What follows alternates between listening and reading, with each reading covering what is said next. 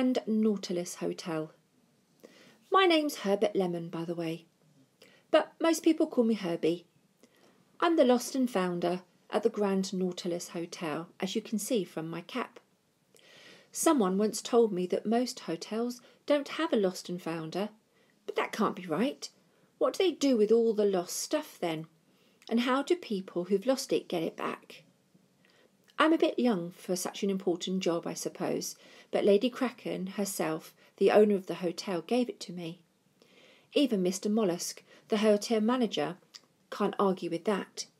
He'd like to, of course. He hates anything in the hotel that doesn't make money. And if he'd had his way, soon as he'd become manager and my little cubbyhole in the reception lobby boarded up for good, and if that had happened, I would have never have met the girl I found scrambling through my window, the girl who'd said, "Hide me!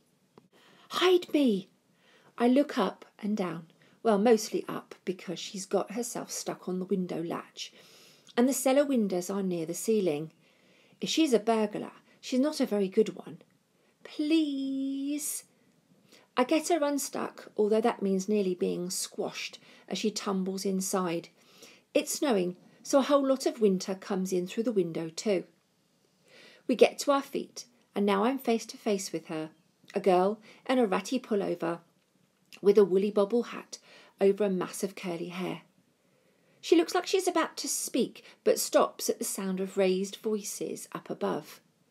Raised voices that are getting closer. The girl opens her eyes wide with panic.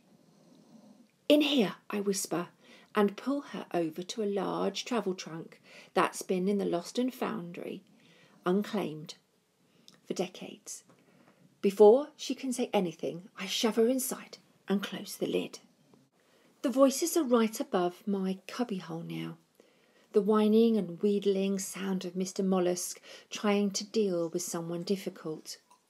I grab a few lost bags, brollies and bits and dump them on top of the trunk and hope that they look as if they've been there for years.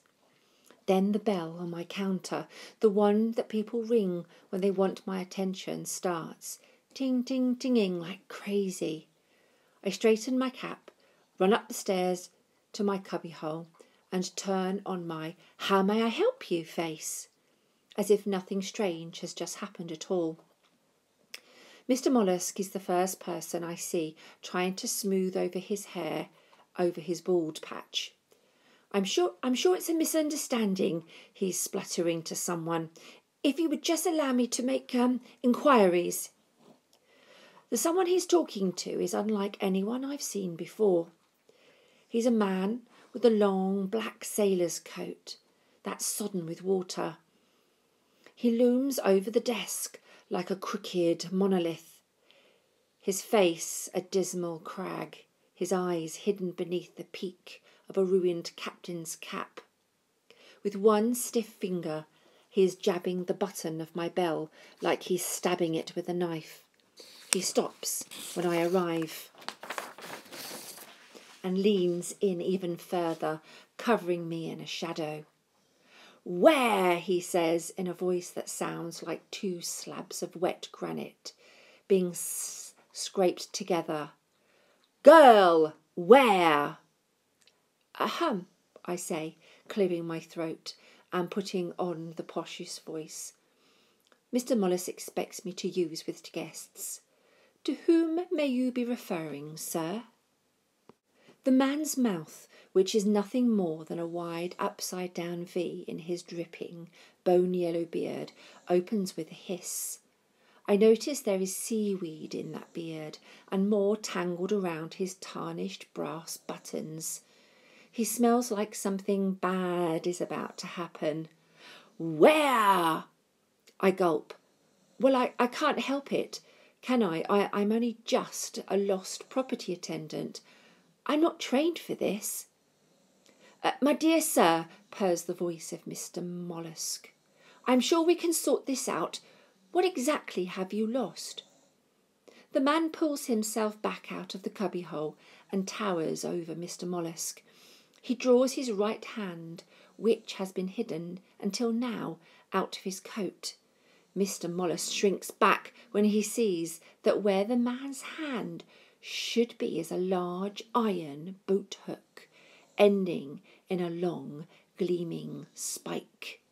"Girl," the man says. Now, one thing I will say about old Mollusk is that he knows which battles to fight.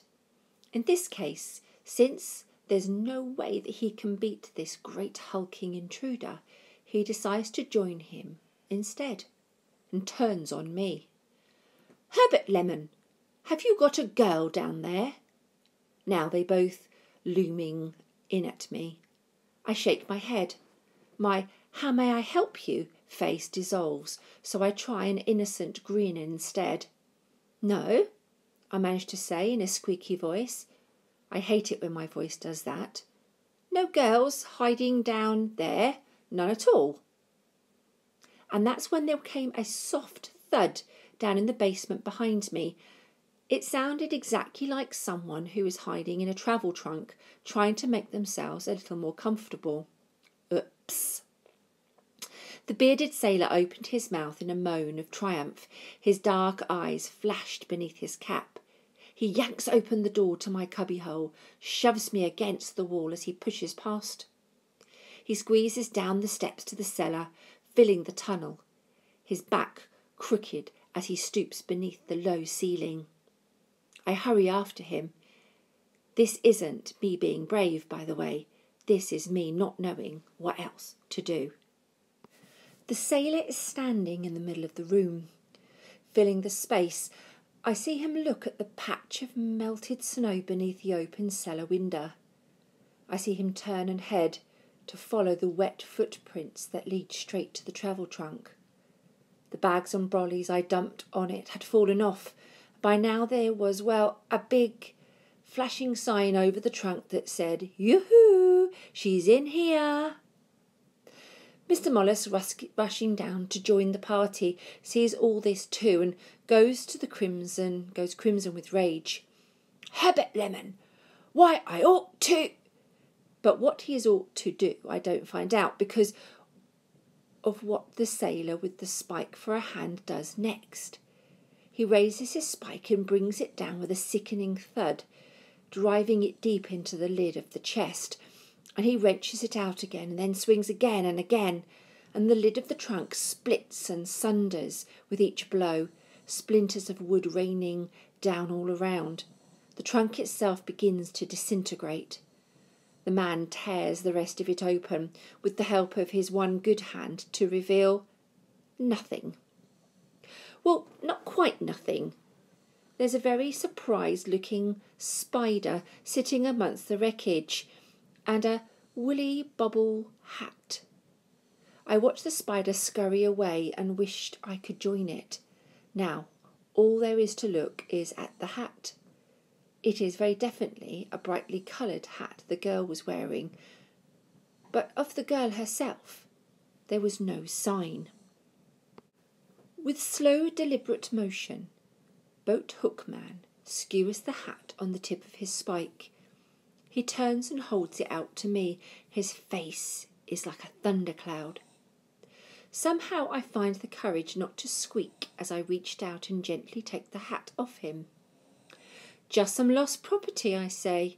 "It was handed in this morning. I haven't had a chance to label it yet. That's all." There was a moment of silence. Then Boat Hook Man roars, a great wordless bellow of fury. He starts ransacking my cellar, sweeping his massive arms from side to side. I fall back on the stairs as bags, coats, hats, long thingy-me-jig doodahs of every kind, including some that must have lain undisturbed down here since almost forever, fly about as the man goes berserk trying to find the girl. But he finds no one. She's gone.